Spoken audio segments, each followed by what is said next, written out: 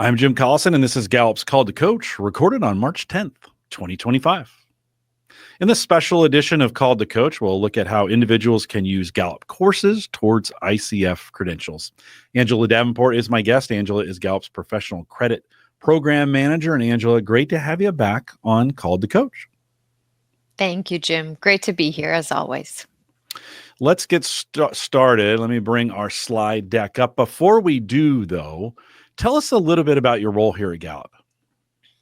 Sure thing. So in my role at Gallup, I'm a senior learning design consultant, and part of my responsibilities include thinking about our courses and the professional credits that they carry. So earning credits through the International Coach Federation, SHRM, HRCI at the course level, and then also help advise and provide guidance to folks who are considering an individual credential, say from ICF. So over the years, I've answered a lot of questions about ICF requirements and the credentialing process. And many folks who attend GGSC tend to ask us questions about all that. So today is designed to help people understand those steps and how they can leverage their Gallup coursework to their benefit if they are thinking about an ICF credential or even renewing a credential. Let's say this right off the bat before we dig into the material, though. If folks want to contact us and they have questions about this and they want to contact us, what's the right way to do that? We'll show this again later, but I'd like to get this in early. Yes. So if they have any questions about Gallup courses and receiving documentation showing they completed a Gallup course, folks can always email us at our professional credit inbox. And that inbox is ceu@gallup.com. And we'll show that on education. The screen here. Yes. Continuing education units at gallup.com, CEU@gallup.com. And we provide, of course, documentation for anybody who needs it to show that they've attended a course at Gallup. So sometimes this is needed for reimbursement, of course, the cost of the course, or for professional credits associated with the course, or just proof of learning hours completed because people have credentials from other certifying bodies. It's a big question I get, CEU@gallup.com. All right, Angela, get us started. Sounds great. So let's talk about using your Gallup courses if you're considering an ICF credential or working towards the renewal of a credential. The ICF credit process and their credentialing is very comprehensive. There's lots of things to know and understand. So a couple tips today that I would share just to help you, especially if you're just getting started. Maybe you attended a GGSC course and you heard folks talking about ICF and you heard that the course includes credits that can be used towards an ICF credential. What does that mean for you? So the first thing I would recommend is if you're considering a credential from ICF, spend time on their website. There are different levels of credentials based on years of experience, number of coaching hours, number of coach education hours completed. There is a lot to it, and there are multiple requirements. This is not a credential you can sit down and apply for in one day. It takes many months to meet all the requirements, and understanding what those are and the restrictions around those is really important up front. So you're progressing on that path in a way that's you can see the path forward. So absolutely spend time on their website. They have resources. They have a couple of videos that are very helpful. They have an applicant guide based on the type of credential you're applying. So I can't stress enough that if you want to pursue this credential, you have to learn about it and you have to understand the requirements. Next, I would say is organize your documentation. So we just talked about how Gallup will provide you a completion letter showing you've taken a course from us and what credits ICF has approved that course for. You have to save all of that because for the coach education requirement, for example, you have to have so many hours and you have to have so many credit types within those hours. And the letter will include that detail, but you have to keep that in a folder and save it. And you might not pursue a credential for maybe 6 more months or a year. So you need all that documentation kept so that when it's time to apply, you have everything that you need. There's that email address on our slide as well that we just mentioned, ceu@gallup.com. Then as you're working towards those requirements, you have to add it all up. So there is a wonderful portal on the ICF website that you can start the application, and it actually is like a dashboard. So once you decide which credential level you're going to pursue and which path towards that credential you're going to take based on your own mix of courses and experiences you've had, then you can actually start to upload your information into their portal. So you don't have to have all the requirements completed before you start uploading. So having those hours counted and tracked is really helpful.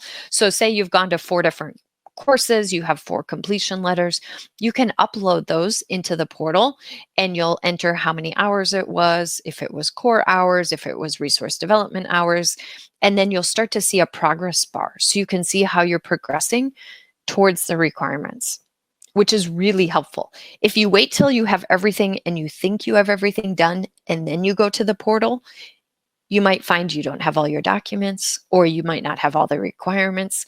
So using their portal along the way really ensures that you're meeting the requirements, because then you can see your progress as you're entering that information. And then, of course, make a plan to reach your goal, right? So understanding the requirements, understanding what it takes is just the first step.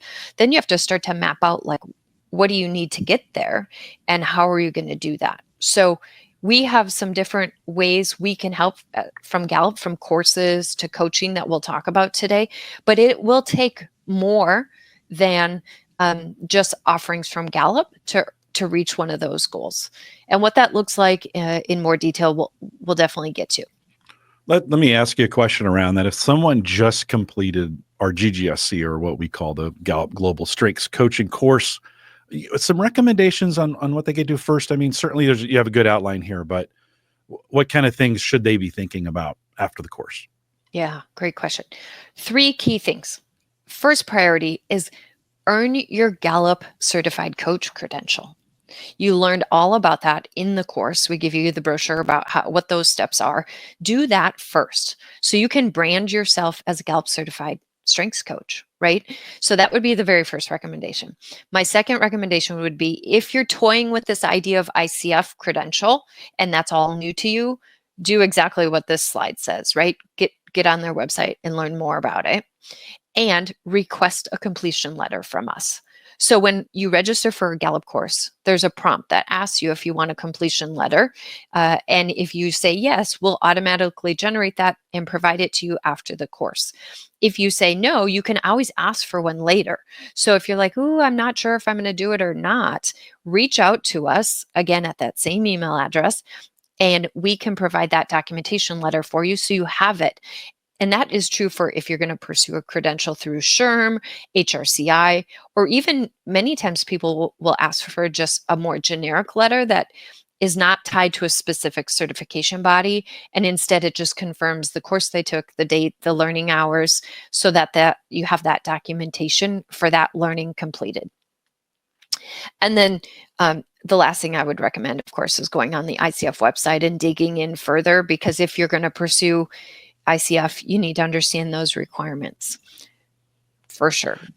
I think one of the biggest amounts of feedback I get is the breadth and depth of the ICF certification, and just how much more kind of attention to detail that takes. And so I just encourage, in the years I've been doing this, I just encourage folks to, it's going to take, I would say, step 4, set aside some time to work through that. It's not kind of a quick, one and done kind of thing. It takes a while to work through all that content. Absolutely. And the reason it does is they are really, they're certifying folks on their coaching, right? So there is a lot to it, not only education, but coaching hours, mentoring, there's an exam, you have to submit a recording of your coaching. So it is a very comprehensive credential that takes a significant investment. On this slide, I just have a picture of the ICF website, just as a reminder to go check it out. There's tons of tools and resources I mentioned out there for you. They know people are looking at this credential every single day and trying to figure out if it's something they want to pursue. So the resources there are designed to help you understand the requirements, both in text form, but also videos. There's guides. So definitely, you have to do your homework for sure if that's something you want to pursue. And we're recording this, right? So they could make a change to the credential tomorrow. I always say go to the ICF website and review the requirements, because if things can change, right? So it's really important to stay current.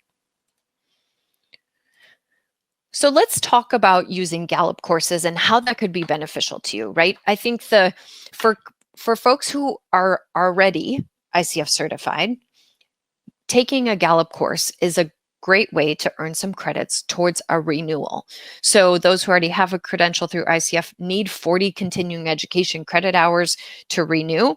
And within that 40, at least 24 have to be core, up to 16 can be resource development. And ICF defines core hours as core competency. So that's really when you're learning about coaching techniques, coaching strategies. This is not learning how to coach around a tool or an assessment. So for example, in GGSC, we purposely have that course about 50% coaching techniques and about 50% understanding Clifton strengths, the science of Clifton strengths, the assessment itself, how to coach around Clifton strengths. So in that course, when we are teaching about Clifton strengths, that's considered resource development. So that course includes both types of credits, but it's intentionally split half and half, because we know in order for you to be a really good coach, you need some coaching techniques. And some people come to GGSC brand new to coaching. Others come with lots of coaching experience, but they want to add Clifton strengths to their toolbox. So we have to make sure people really understand how to coach specifically around Clifton strengths, which is the point of the Gallup Global Strengths Coaching course. The other thing I would add is you can use Gallup Courses towards an initial credential, but there are very specific requirements around that depending on the path you take. So there's multiple different path options based on the type of coach education you complete. So it's really important to look at the ICF website, because you need 60 hours of coach education, at least a minimum of 60 hours. And within that 60, at least 48 have to be related to core competency, and up to 12 can be resource development. So there's a heavy emphasis for new coaches on coaching competencies, which makes sense, right? They want to make sure you really understand the role of a coach and what it takes to be a very, very good coach based on how ICF defines coaching. Gallup coaching is a little bit different, because we do a little education and consulting with that, because people have questions about, how do I read my Clifton Strengths report, for example, right? And that would be a little bit more directive and telling than true coaching, according to the ICF definition, because we're doing some education around an assessment. Any questions or any callouts there that any of that sparked for you, Jim, that I should circle back on or clarify? No, I think it's just a good reminder. I like the 50-50 reminder of where we spend some time thinking about coaching and in the process of coaching. And then there's content specific material that we go through around Clifton strengths for that as well. And I think it's good to keep that in mind. Most folks listening to this are probably post GGSC and thinking about this. And so as you look at that breakdown of how those credits, we'll spend a little time looking at that later. That will make more sense, I think, now that you've outlined it that way, Angela. So let's keep going. Great. The one other thing I would just add is, the ICF requirements, how they approve courses has changed over the years. So you and I have been doing this for over 10 years, right? And that has evolved. So many years ago, you could take multiple Gallup courses, attend a few Gallup summits, attend a few Gallup Learning Series events, and put them all together and apply for an ACC credential. Well, based on how the requirements around the coursework have changed over the years, that's no longer the case. So you really have to dig in and look at the requirements around that coach education, because there's some within that 60, there's some specific credit hour types you have to make sure you're meeting based on the path you choose. So it's, again, very important to look at the website. Let's continue. Okay. Sounds great. So we have multiple courses that are approved by ICF for continuing coach education credits. We purposely do that because we know coaches are continuing to grow in their coaching experience, and they use Gallup Courses to do that. So at the time of this recording, you can see we have many coaching courses approved for continuing education credits. And when you take a course from Gallup, we always talk about these. We offer that documentation after the course. And if you've gone through a course in the past and you haven't asked for that documentation, don't wait. Reach out and do that now. If you're considering any type of credential going forward, you want to get that benefit of that learning time and have documentation to show that you've completed that. So reach out to us. We can provide that for you anytime. Angela, is there a time limit on how long, you in the slide, you mentioned, we used to call this ASC, or accelerated strengths coaching. Is there a limitation on how long those credits are good for? There isn't a limitation, but they were only approved at a certain point in time, right? Okay. So if you took our former course, Accelerated Strengths Coaching, the credits that course gave you are not shown on the screen because it was approved at a certain moment in time based on the credentials that ICF and the requirements they had back then versus now. So it's all related to when you take a course and what the course is approved for at that time when you've taken it. Great question. Okay, so for example, I'm just going to talk a little bit about the requirements from ICF, right? So if someone was pursuing the first entry-level credential from ICF, it's called the Associate Certified Coach, ACC for short. There are 5 pieces to this credential. So this is why we've been saying it's so important to dig in and understand the requirements. It's not about just going to a course and getting a completion letter. There is a lot more to it. So there's the education piece where you have to have at least 60 hours of coach education training. There's the coaching piece where you have to have at least 100 hours of coaching. And when the clock starts for your coaching is dependent on which path you're taking and the types of courses you've had. So that's such a great example of a detail. You have to dig into the requirements to know so that you can accurately start your clock of counting your coaching hours towards the requirements based on the path you're taking. They also require 10 hours of mentor coaching where you are learning from an ICF certified coach. And you can do that actually with Gallup Coaches if you would like. I'll talk a little bit more about that in a minute. And then there's 2 other requirements. You have to record yourself coaching and you have to submit an audio with the transcript showing how that coaching, and they listen to that, right? They're listening for, are you demonstrating the coaching competencies in your coaching? And then the last piece is an exam, which is it's an extensive exam and multiple questions, and that's a whole experience in and of itself. So all the details around all 5 of these requirements or components are on the ICF website.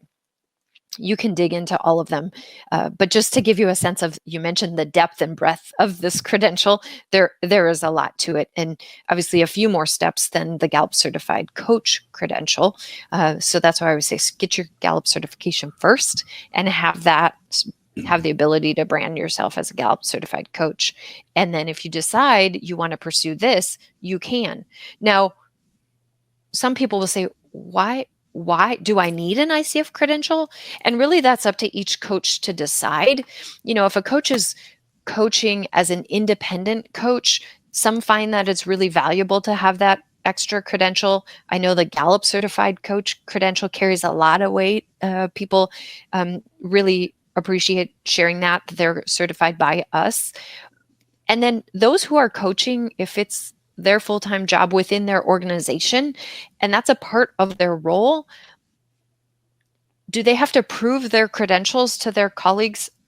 I'm most often not, right? They're in the role based on who they are and their credentials. So that external stamp of approval from ICF may be a lot less critical for them. So each coach has to decide for themselves if they want to pursue an ICF credential. And we just want you to understand that you can use your Gallup coursework towards those goals if that's right for you. 2 things I would add to that, Angela. One is, I think of step 4 about recording your audio and transcript. You mentioned this earlier. You and I have been doing this a long time. That used to be a lot harder. Today, of course, Zoom makes that very easy transcripts to get. So don't let technology be your friend on that one. That used to be way harder. Now a very easy requirement as you're thinking of that. Make sure those folks that you are coaching know that they're being recorded, of course, when they're doing that, right? You have to want ask to for disclose permission. that as well. I think of this process, some folks who are listening to this may have gone through our course and didn't certify. And we're actually spending some time right now as we're recording this. So it's March of 2025 of making sure everybody, if you didn't certify for whatever reason, if you didn't certify at the point in time that you took the course or right after the course, you can do that today. So if you haven't certified and you're like, oh, I probably should get that done, whether it was a year ago or 10 years ago, we want to get you back in there, get your recertification exam or get your initial certification exam, if that's the case. Send us an email, certification@gallup.com. Again, that's certification@gallup.com. That email address covers all certification questions that you might have. CEU@gallup.com. Those are education or credits outside of that. That's the email address for that. We'd love to get you back in there. Great tips. I would like to call out two things you said, Jim. The audio recording piece. Technology, obviously, how we do that is way easier these days than 10 years ago. And I will also add the tip of record a few coaching conversations, because I found when I'm working with coaches, they get really nervous when they know all of a sudden they are being recorded for ICF, somebody at ICF to listen to their coaching. And it stresses them out, right? And they're less focused on coaching their client.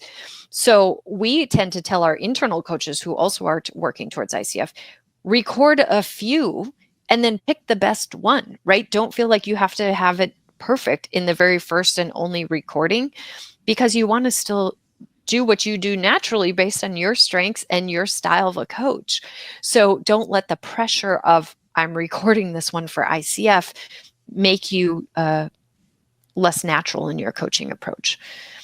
The other thing I would also recommend, you mentioned you were talking about the Gallup certified coach credential. Sometimes people get confused and they think, wow, I earned my Gallup certified coach credential. Now I can just go apply to ICF and I just give ICF my certificate and I'm good to go. Well, this slide reinforces that is absolutely not the case, right? The ICF credential is completely separate credential, separate requirements, and Gallup coursework can be used towards those requirements. And even your coaching experience can be used towards meeting the coaching hours. You can get mentoring from Gallup Coaches, but all of those things, they're two separate credentials with separate requirements. Let's continue. So speaking of our Gallup coaches, right? So we have coaches who their full-time job is to coach, and they have, some of them, decades of experience coaching around Clifton Strengths, and many of them also have ICF credentials.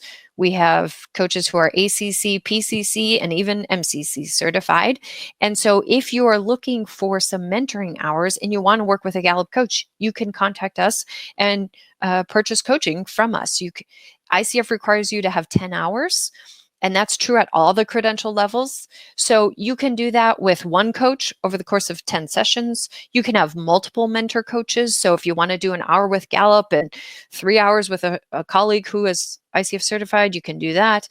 You can mix it up, and you don't have to have just one mentor. You can have multiple mentors.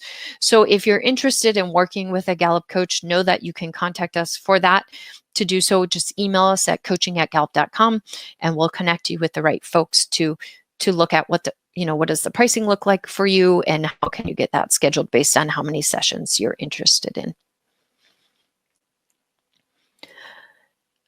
We mentioned the ICF website. I share it again just as a reminder. Check it out. When you start in this process, you find like all sorts of questions surface, right? Like you've asked a couple of really good ones today about timing and how far back, and do the credits expire? All of those nitty gritty details are on the ICF website. And so it's definitely a site to look at, to bookmark, go back to often, because they have everything captured out there that you're going to need to know around the requirements. So I guess in summary, I would share that, it is an investment in terms of pursuing an ICF credential, renewing a credential. Once you have the credential, it is easier, but you have to have 40 hours of continuing coach education. There's ongoing mentoring that's required. So it is really important to have your plan, have your documents, keep track of everything.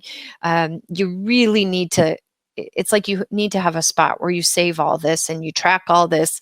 And then I tell people, put a reminder on your calendar once a month so that you're tracking it. Because if you decide to pursue it at a later time, going back and looking for stuff can be very, very challenging and frustrating, right? Like if you haven't kept it along the way, and then sometimes people decide it's not worth it because it's just too much to pull it together at the end. So really important to do it along the way if you're thinking about it. Now, some of us are last minute folks, Angela, and we can do that. It's just sometimes it can be more work and stress. So I listen, I always appreciate not being a person who always keeps good records. I always appreciate that. If you're in my camp, build a system that helps you keep records over time. It is a lot easier. Angela, anything else as we wrap it up? I think that's it, Jim. That was a really good point. Like if you need a partner, right? Like if you need a buddy, you definitely need to think about how do you leverage your own strengths to reach your goal, right? So think about what those steps are and what systems and support you can put into place to help you get there.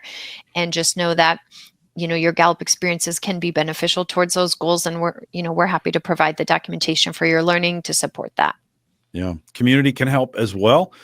Part of my role is to bring people together, and there are plenty out there that are doing that. Going through this process with someone else or even a group of people is sometimes nice. It's just kind of helps you get through the process. It is a lot of work to get there. Angela, thank you for coming on and being a part of this and keeping us up to date. I'll give some reminders here in just a second of all the email addresses, but with that, we'll remind everyone to take advantage of all the resources we have for you in Gallup Access. Head over to my.gallup.com. For this specifically, we talk about for coaching, master coaching, to become a Gallup certified strengths coach, or even in that help with ICF coaching, you can send us an email, coaching@gallup.com. Don't forget certification related needs. Send us we try not to make this hard. certification@gallup.com. And then if you need help with the credits, CEU@gallup.com. Stay up to date on all future webcasts by joining our Facebook or LinkedIn groups. If you know of someone who would benefit from this, share that with them, and maybe they will do this along with you as well. Thanks for listening today. With that, we'll say goodbye, everybody.